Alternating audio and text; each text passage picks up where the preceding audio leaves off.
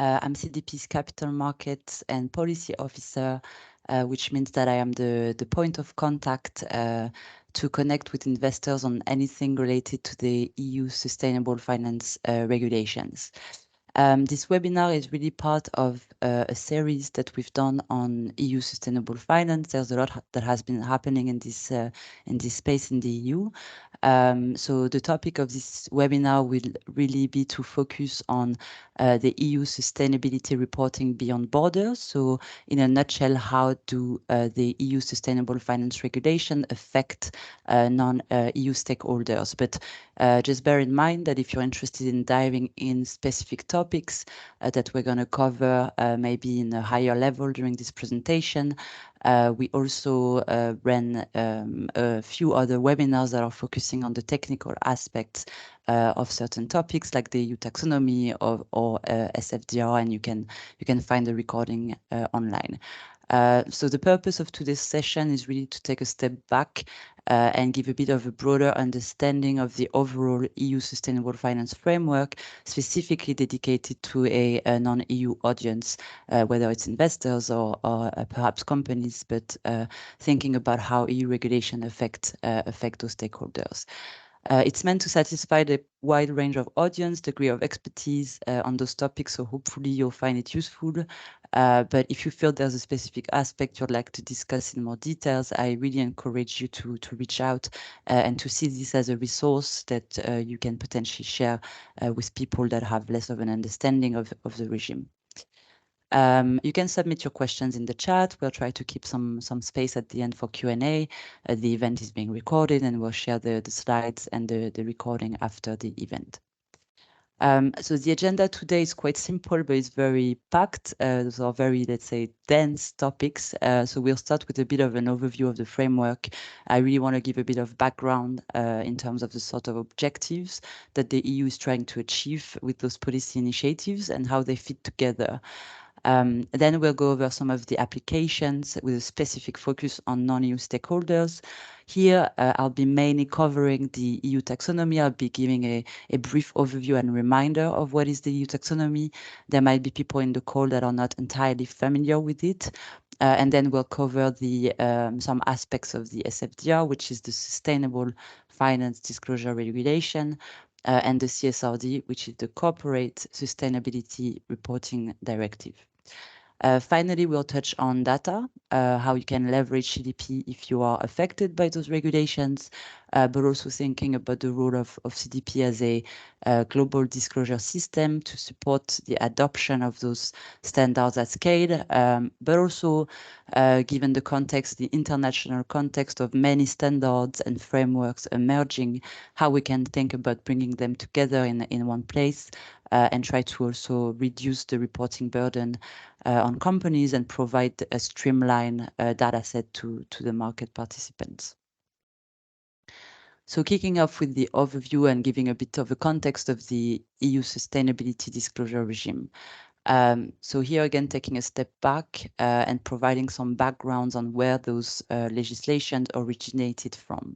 So in 2018, the EU adopted what it's called the Sustainable Finance Action Plan, which essentially provided a roadmap for the European Union in terms of the measures that they had to take to achieve a certain objective regarding the financial sector and then sustainable finance in general. Those objectives were namely to shift capital towards capital flows towards a sustainable economy, to integrate sustainability risk into the financial system, and to foster transparency. In other words, essentially prevent greenwashing from happening. And here you essentially had a few pieces of regulation that were seen as absolutely necessary to achieve those objectives. The first one that is, I think, central to all of the regulation that have been put in place in the EU is the EU taxonomy. So the EU taxonomy is really a tool that can be considered as feeding through the other pieces of regulation, as we're going to go over in a second. And it's a tool where essentially the EU regulator try to provide a common language to identify what can be considered as sustainable and green. And it's a central piece of the regulatory puzzle because it was central to basically avoid greenwashing risk, but also shift capital towards sustainable investment. Now, the two other pieces of regulation we're going to focus on today are the disclosure regulation, so the SFDR, as I mentioned, and the CSRD that are essentially about bringing this transparency into corporate reporting and the sustainable reporting for the financial system. Of course, there are many other pieces of regulation in that landscape that fit within that plan. We have the EU Green Bond Standard. We have also capital requirement for banks, capital transition benchmarks, climate transition benchmarks, regulations. And this is all part of this same framework to achieve the objectives of the Sustainable Finance Action Plan. That means essentially a lot of information that is incorporated into those various pieces of regulations and a lot of disclosure requirements. So I think here again, it's useful to take a bit of a step back and remind some of the key concepts that are overlapping and are present across the disclosure regime of the EU. So really the starting point of this disclosure regime is the climate and environmental objectives that the EU has established. So there's 2 for climate change mitigation and adaptation, and 4 that are called the environmental objectives that are around sustainable water use, biodiversity, pollution prevention, and circular economy. And most of the EU disclosure regime, anything that trickled down from that revolves around those climate and environmental objectives. And there are 2 pillars of the disclosure regime that I'd like to highlight here to bear in mind because they are present across the regulatory landscape. The first one is what's called adverse impact. So essentially adverse impacts are negative impacts that a company or an undertaking can cause and that undermines one or more of the climate and environmental objectives. And they can be captured by quantifiable indicators and metrics. Typically for the climate change mitigation objective, one adverse impact will be GHG emission. For biodiversity, it will be whether a company has activities near biodiversity sensitive areas and potentially negatively impacts those areas. And you have water stress for sustainable water use and so on. Of course, those indicators are also linked to very closely to the risk assessment. So typically trying to understand dependencies and impact will lead to a better understanding of transition and physical risk related to a business and an economic activity. The second pillar that is essential to the disclosure regime is, of course, the EU taxonomy. And we'll get into a bit more detail on this, but this is almost the other side of the mirror. So the EU taxonomy is about what can be identified as sustainable or contributing to one or more of the climate and environmental objective. And both those pillars are really a key input into the 2 major disclosure legislations that address 2 slightly different angles and 2 slightly different stakeholders, right? So you have the CSRD, which is the corporate reporting standard, and then you have the SFDR, which is the sustainable finance disclosure. I take the opportunity to highlight now that you will hear me in the presentation talk about NFRD. Sorry, it's another acronym. Unfortunately, that's how it is. But what I refer to is the Non-Financial Reporting Directive, and you can really see it as a predecessor to the CSRD. So it's also a regulation currently in place regarding corporate sustainability reporting. So this is not an exhaustive list of the disclosure requirement, but it's rather an attempt to really take a step back and highlight the key concepts that are underlying the overall EU disclosure regime. Now, if you think about a bit the timeline of implementation, so basically, in a nutshell, the last few years have brought a lot of developments in the EU around sustainable finance regulation. But it's important to note that disclosures targeted to the financial sector came first. So it all began in 2019 when the SFDR was adopted, and investors that are affected by SFDR essentially started to have to disclose certain information in 2021. Which required them to have a lot of information on their investment and on their investee companies. And in 2020, the taxonomy regulation was adopted and amended the two key disclosure regulation that were SFDR and NFRD. What it means is just that the taxonomy regulation essentially added disclosures around the taxonomy to those existing pieces of regulation that were about sustainability disclosure, but didn't integrate taxonomy yet because the taxonomy wasn't created.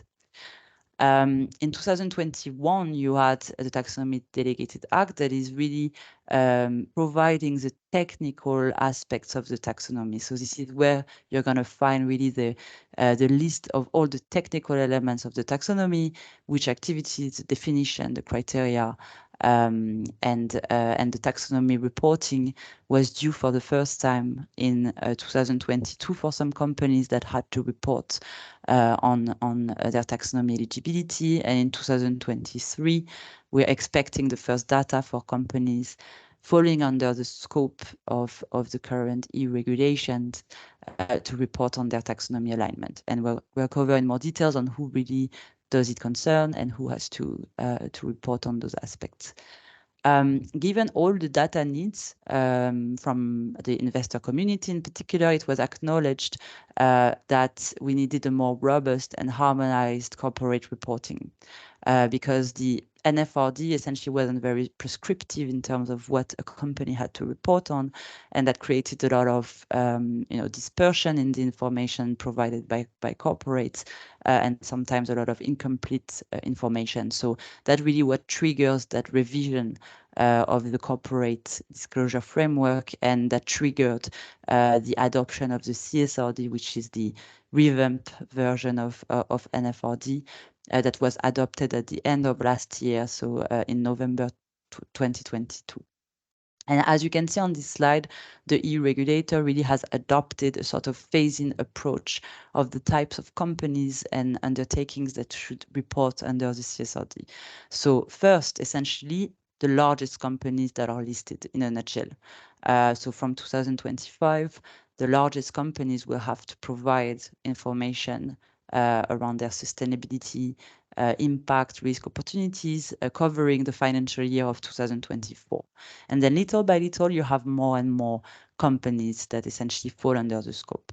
And I think if you focus on the right-hand side of this slide, you will see particularly of interest for this session that also non-EU companies will be included in the scope of this regulation and will have to report under the corporate disclosure regime of the EU starting in 2029, covering the financial year of 2028.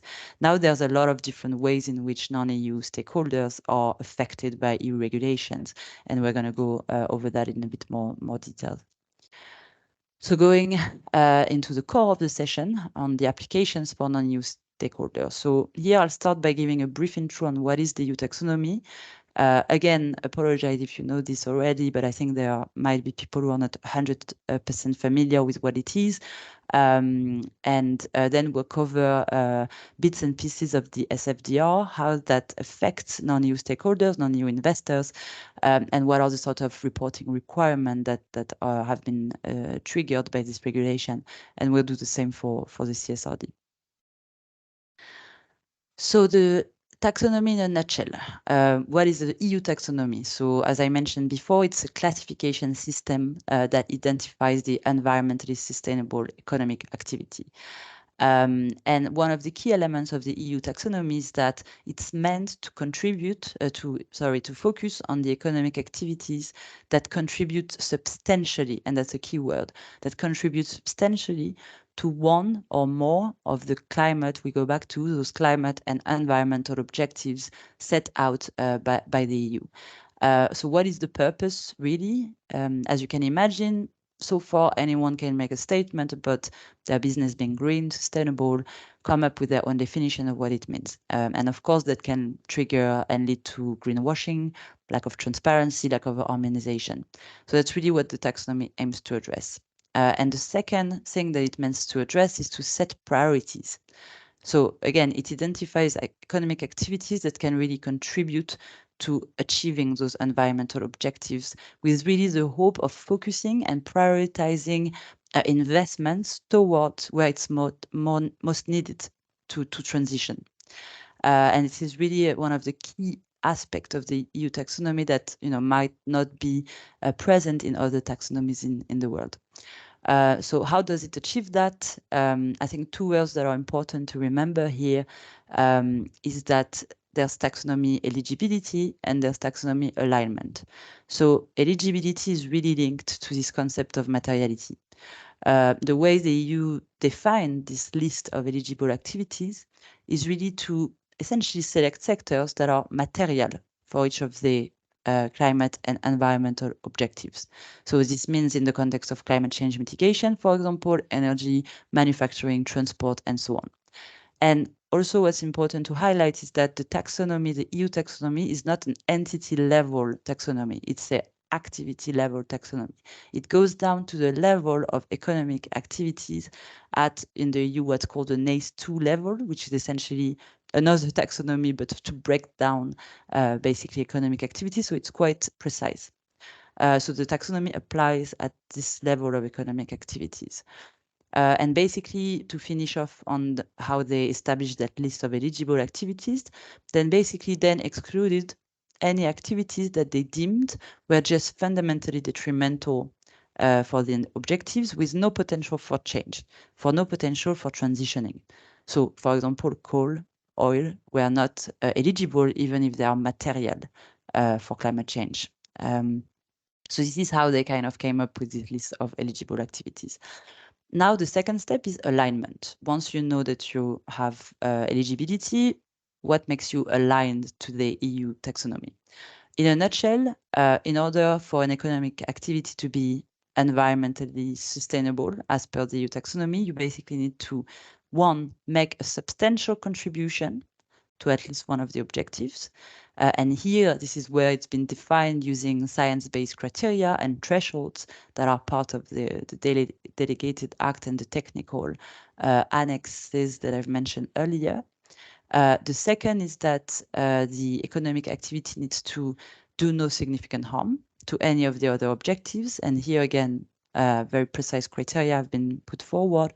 And the last element is that the company needs to satisfy minimum safeguards. What it means is essentially that the company needs to comply with global standards relating to human rights, labor laws, and so on. Just to bring it a bit more to life, this sort of step-by-step assessment is, again, you start by the activity level being eligible. Then it can be 3 different types of activities. Own performance, which an example would be production of renewable energy.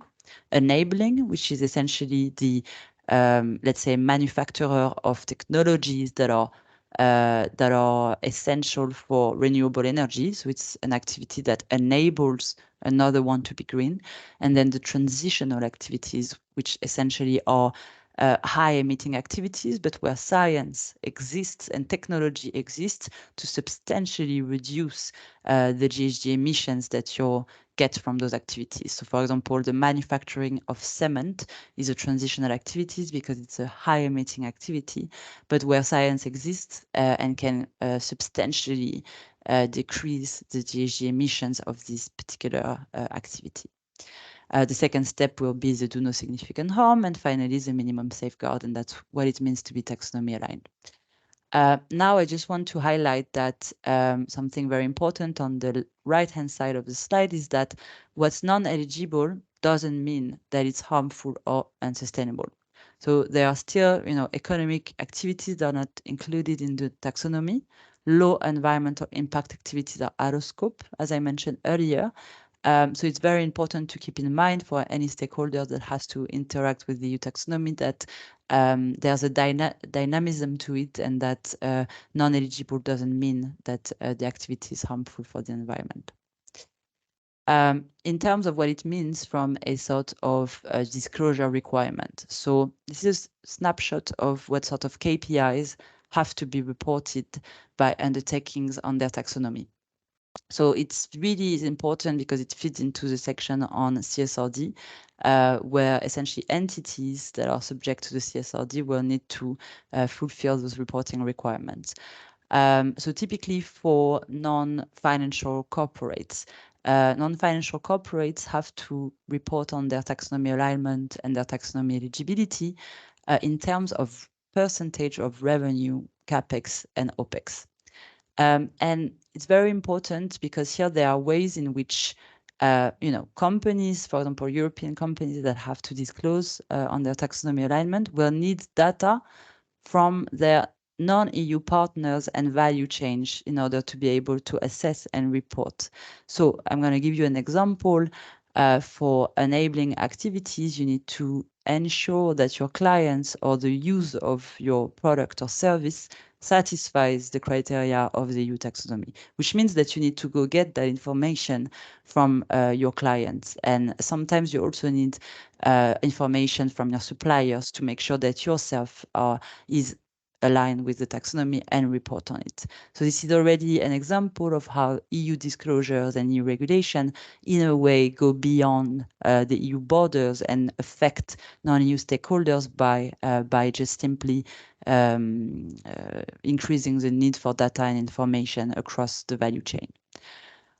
For banks, essentially, the slightly different KPIs because revenue, CapEx, OpEx is not as relevant. So you have rather green asset ratio. For insurance as well, the KPIs are slightly different. I'm not going to go through everything, but it's just important to sort of keep in mind that it's a huge reporting requirement for the institution that fall under the scope of CSRD and have to report on their EU taxonomy. Maybe diving into to SFDR, and the reason why I covered taxonomy before is because the taxonomy reporting is essentially part of SFDR disclosures. So the Sustainable Finance Disclosure Regulation, basically, this regulation really introduces sustainability disclosure for the financial sector at financial product level. So what is covered in that is essentially different categories of products like UCITS funds, alternative investment funds, pension schemes, pension insurance products, and other managed portfolios. So essentially, any non-EU investor that is managing and essentially marketing and selling funds in the EU basically needs to satisfy the SFDR disclosure requirements.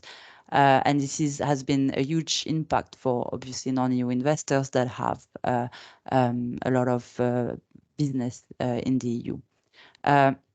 So it also applies to essentially the entities that are managing and making those funds available.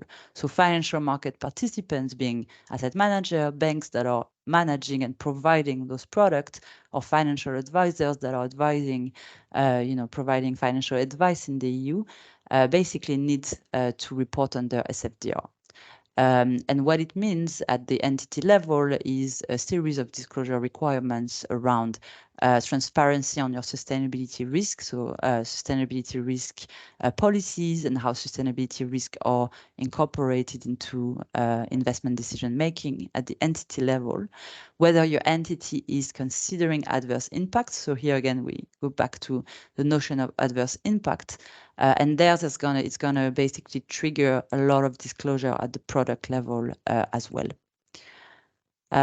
More specifically, And going back to the key pillars that I highlighted at the beginning, basically non-EU investors that fall under that category and are providing essentially investment solutions in the EU basically needs to disclose at the product level the adverse impact, whether they consider adverse impact in their investment decision making, and then they have to report about it at the entity level and product level.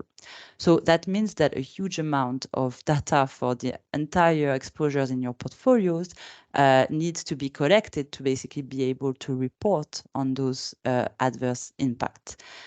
So here again, we go back to this notion that non-EU stakeholders basically might need to collect data and data points and indicators across the globe, internationally, about their investments that might not just be in the EU.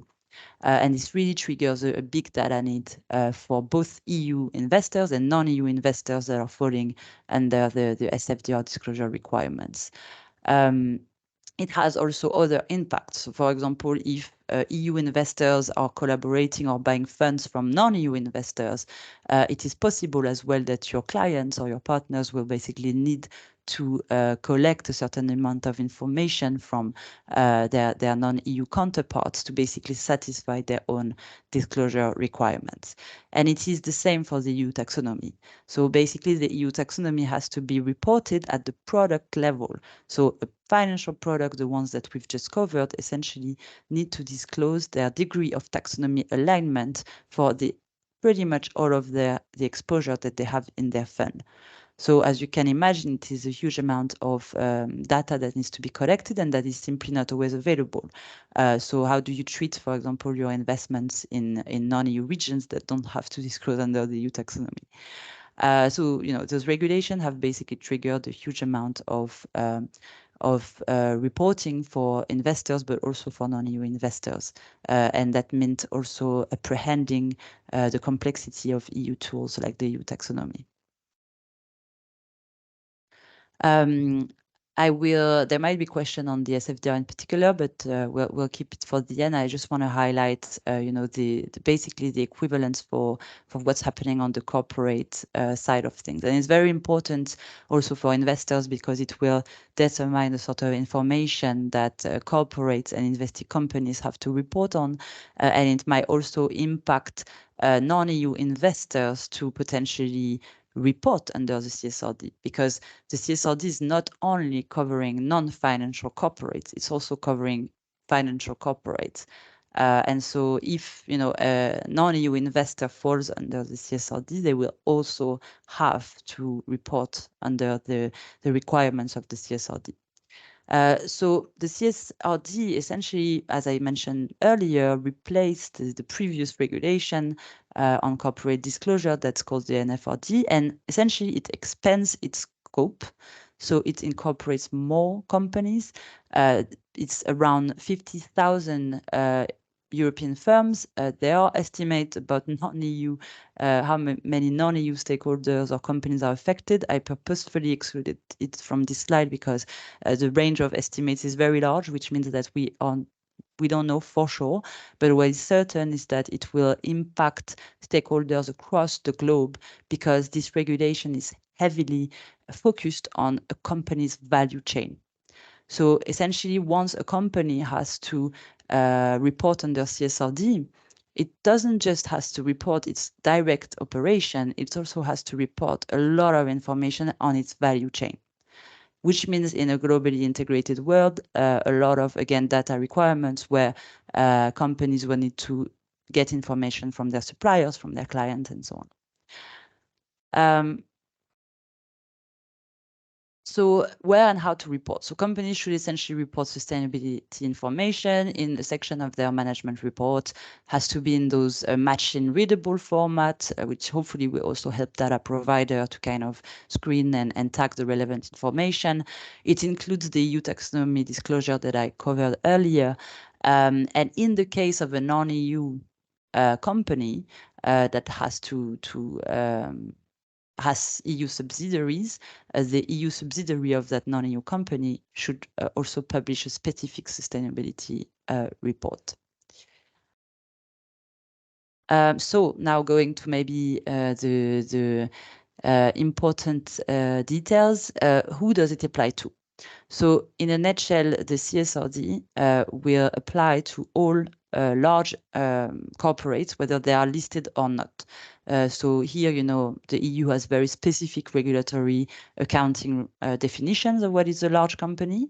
I'm not going to go into any details. You can also refer back to the slide later on. But overall, it has to be, number of employees above 250 and, some financial KPIs. But what is important is that being listed on a EU-regulated market is also counts as being under the scope of CSRD. So you can see the second box that listed SMEs are also included under the scope of the CSRD.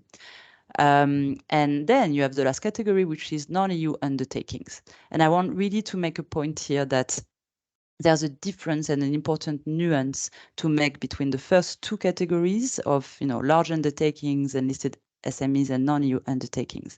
So if you are a non-EU company, but that your securities are traded on a EU-regulated market, you fall under the first category. You fall under the category of large undertaking, because this is how the EU basically defines, the undertakings that are falling under the scope of CSRD, having a share of securities listed under a EU-regulated market. Finally, also, if you have a EU subsidiary that complies with one of the criteria, either it's large, it's a listed SME, this EU subsidiary will also have to report. Now, for non-EU undertakings, what we mean by that is really at the parent company level. So here, basically, a non-EU company that has either a subsidiary in the EU, either a large one or a listed SME, or has a lot of activities in the EU, so basically generate a lot of revenues in the EU. So here they call it a branch, a large EU branch. Here, we're talking about reporting at the level of your entire group. And this is a much different nuance that I think is important to make compared to one of your EU subsidiaries or whether you're listed on the EU market where you fall under the first two. Just to reiterate the timeline, basically, if you fall under the last categories, then it's about reporting in 2029. Covering the financial year of 2028. But if you fall under different categories, then as we've mentioned before, there's this phasing in approach of having to report at different point of time. Typically large companies, so listed or not listed, basically we need to report from publish reports from 2026. Finally, that will be the last part of this section before we dive a bit more into the data and what CDP can do to help, in particular, non-EU investors and stakeholders to kind of also gather that information and streamline it. The CSRD is essentially what we call a level 1 regulation, which means that it gives you information on the why, on the how, but it doesn't give you information on the what. And this is where level 2, what's called level 2 regulations kick in. And when we talk about the ESRS, which are the European Sustainability Reporting Standards, they really are the what. So they basically give they specify what information undertakings should disclose if they fall under the scope of CSRD. And basically the ESRS covers all the major climate and environmental topics that we've been talking about since the beginning, which is climate, pollution, water, biodiversity, and circular economy as per the objectives set by the EU. So there are, 12 standards, which is, again, is pretty massive when we think about corporate disclosure. 2 general standards that are what we call cross-cutting, which basically mean that they apply regardless of sectoral specificities, materiality, etc. The 2 general standards. 5 topical that I just mentioned around the themes, climate, pollution, water, etc. 4 social standards treating about social aspects, and 1 about governments. All reporting requirements, apart from the general ones, basically are subject to materiality assessment. What it means is that if a company or an undertaking is not material for a certain theme, then they don't have to report on certain topical standards. What we've started to see for investors, that again also fall under the scope of CSRD, is that because of the kind of generally quite diversified exposures that they have for their investee companies and their underlying investments, they tend to be material for pretty much all topics. And as a byproduct of their investee companies being potentially diversified and present in a lot of sector of the economy. In terms of the sort of sections that are, I think it's important to just think about what is it about. There are key sections that are part of those ESRS standards. It's about governance, so the companies should disclose about their governance processes, the strategy, and the impact, risk, and opportunity management, and finally metrics and targets. So I think it's for those who are familiar with other frameworks out there, we're going to touch on that in a minute. It's also very similar to what other international initiatives are doing. And finally, what I want to say is, again, this strong focus on the undertaking's value chain, which really means that a company will have to disclose on their direct operation, but also their upstream and downstream value chain, which means that indirectly it also impacts a lot non-EU stakeholders, where your EU counterparts or clients or business partners might really need to reach out and collect information to satisfy their own reporting obligations. So now to go into the final section of the webinar, moving on to what CDP can do to really help our stakeholders and streamline the adoption of those different standards. The nutshell from the previous sections is that there's a huge amount of data requirements and data gaps, basically, that exist now for certain stakeholders, whether it's investors for their invested companies, whether it's companies for their suppliers or clients. And the reality is that there's more and more data on climate, but there is still very little amount of information for indicators or information that is more focused on nature. So nature-related indicators, and it is particularly true for biodiversity, but I think as well for water. And so I think this is also where we think about it at CDP on how we can contribute and add value. So, I mean, you're familiar with the organization. We're a global disclosure platform. So our purpose is really to help our stakeholders to navigate this environment of multiplication of sustainability disclosure framework. So what we do essentially is to translate those frameworks into actual disclosure questions in a standardized annual format where we aim to provide investors worldwide and companies with this sort of platform where we collect the right data, we analyze it, and we share it. And that means that basically when we think about this multiplication of frameworks, we think it's very important to have this integrated approach where a global environmental disclosure is informed by a sort of global baseline, founded on existing frameworks and standards that can then be further built upon by jurisdictional requirements. And this is really to help a wide range of stakeholders, whether they are in the EU or not, to basically incorporate, have access to those different reporting requirements that might affect them because of the international nature of their activities and businesses. So we are doing quite a lot of substantial work on mapping the different global standards, evaluating, what should be changed or added to our questionnaire based on best practices. But here you can see on the slide that, there's this concept of potential interoperability of the different frameworks where, basically the ESRS have tried to align themselves with TCFD guidelines. So you can see the broad categories that I mentioned earlier around governance strategy, risk management and so on, or completely a mirror of the TCFD recommendation. And then the last line of this table is about the CDP questionnaire and our modules. We've been aligned with TCFD since I think 2018 or 19.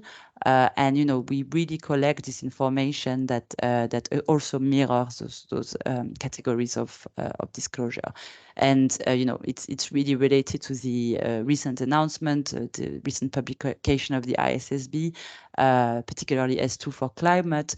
And I don't know if you've seen the recent announcement that the ISSB is also taking over TCFD, which means essentially all those framework, hopefully little by little, will come together.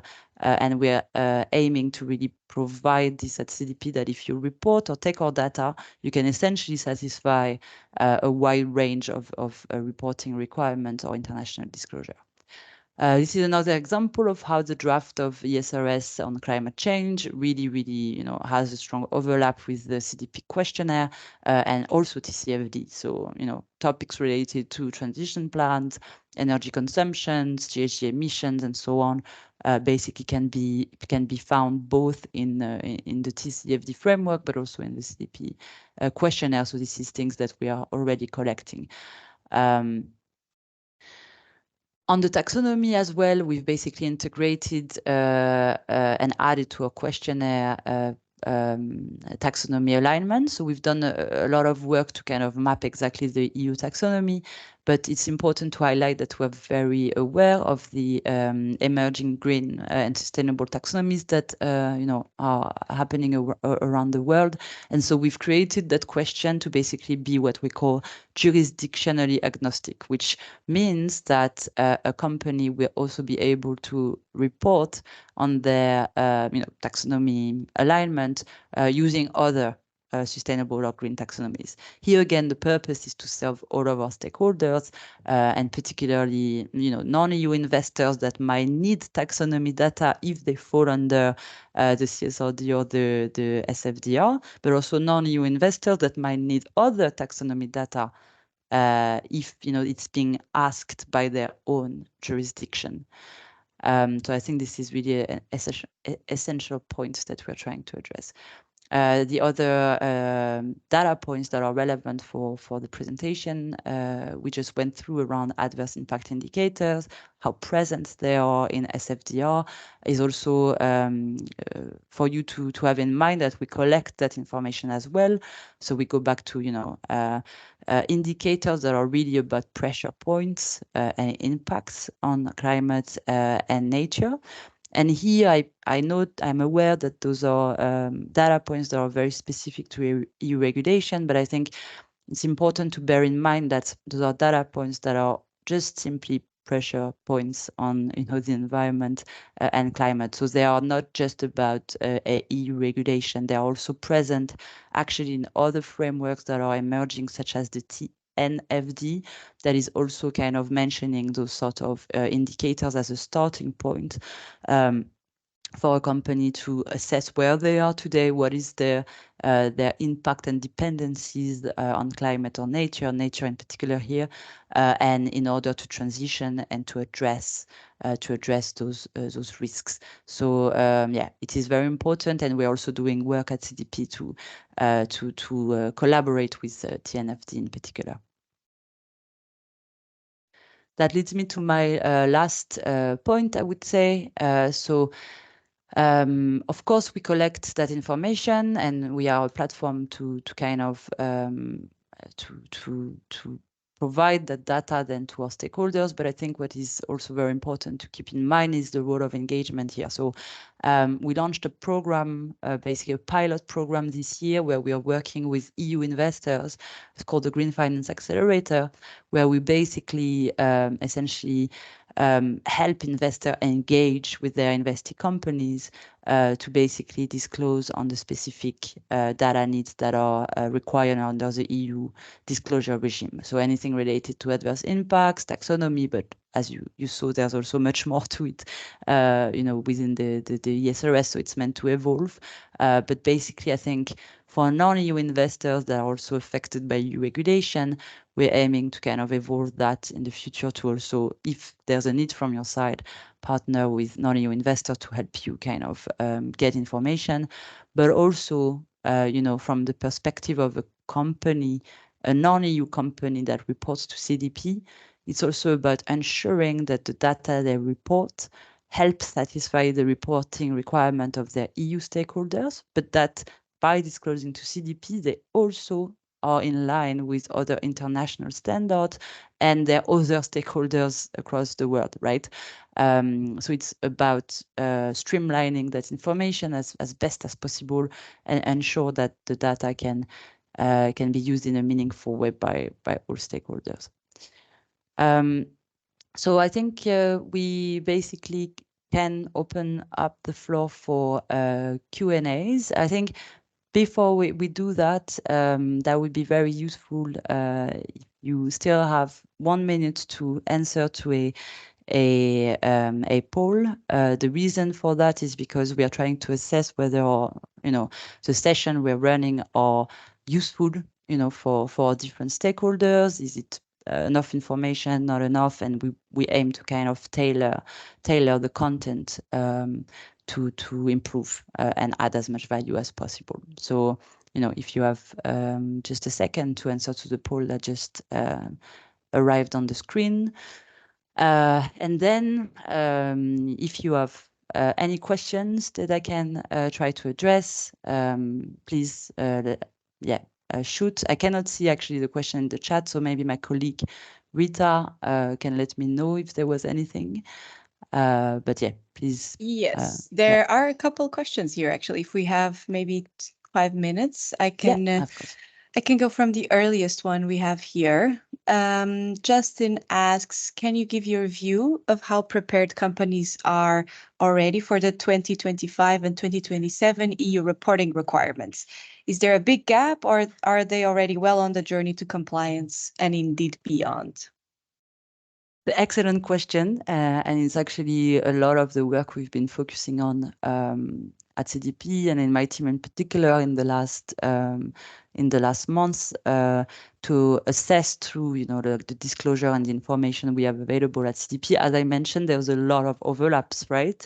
And so we are basically kind of having a look at how companies already sort of disclose to those elements of the standards. It's actually a piece of insight that we're aiming to publish in the near future. So, we can basically refer you back to this. But I think overall, it's important to keep in mind that, first of all, the standards were not finalized until recently and are not even finalized. So basically, the ESRS standards have been submitted for consultation.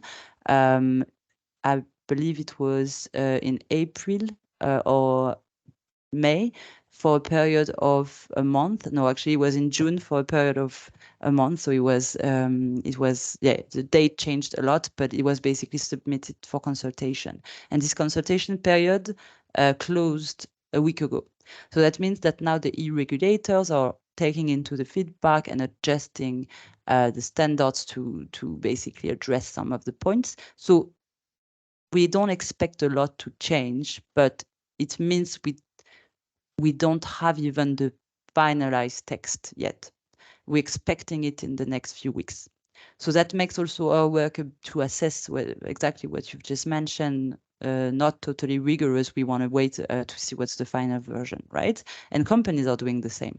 I think in a nutshell, large companies that have a lot of resources are clearly preparing a lot for it. So we've ran a series of workshops earlier in the year with a lot of companies across Europe in particular, where we basically assessed and asked them whether they are already preparing for it.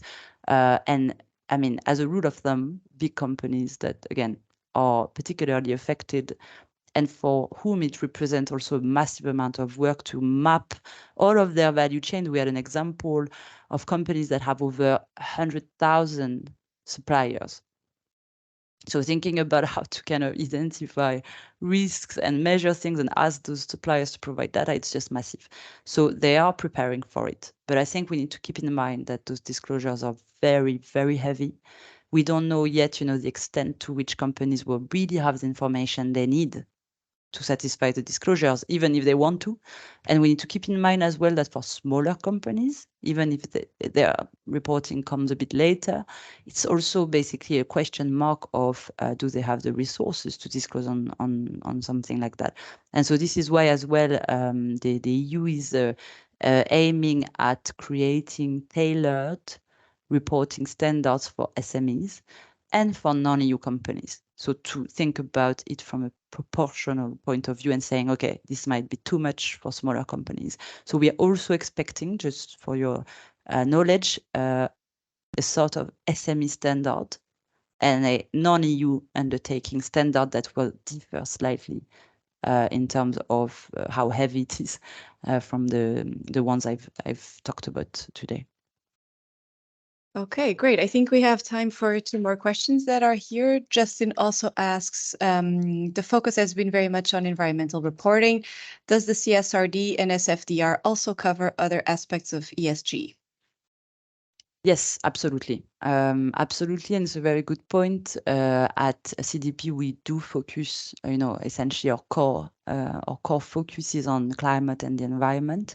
But you're completely right to point out that both the CSRD, ESRS in particular, like I mentioned, have 4 social standards and 1 governance standard. So there's also a huge amount of information that companies have to provide when it comes to, for example, diversity, when it comes to wages, equality, and basically a lot of questions revolving around the social aspect of their businesses.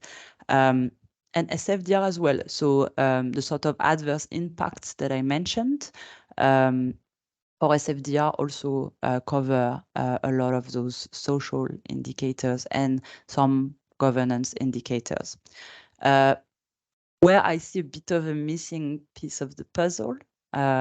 So first of all, knowing that it's not something at CDP that we aim to incorporate. So we will do a lot of work to have a more holistic picture of planet boundaries and extend our work to cover more environmental topics.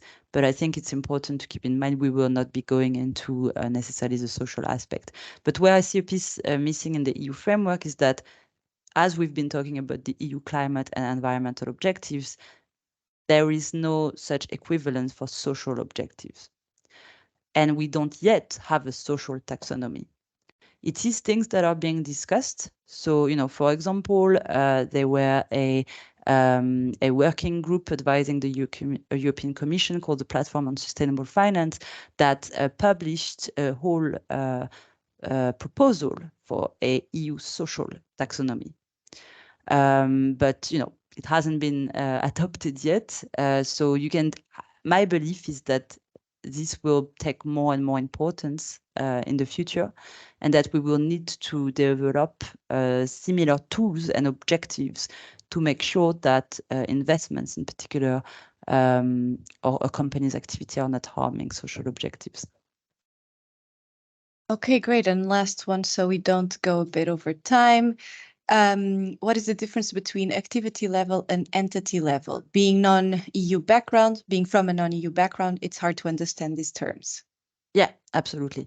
So basically, a company can have many different economic activities. So a company can, for example, produce different types of goods and services.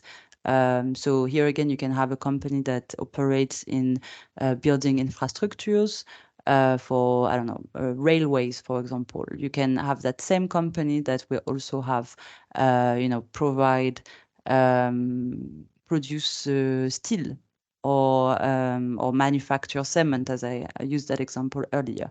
And that means that one entity, so one company, will have several economic activities.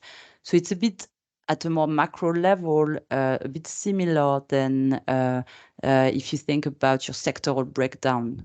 So if you have one company, they basically derive their revenues from different industries and sector. Gig sectors a lot used in the financial sector. I don't know if who has that question has a financial background, but it is the same concept. So it's just basically one company can derive revenues and have activities in different industries and sector.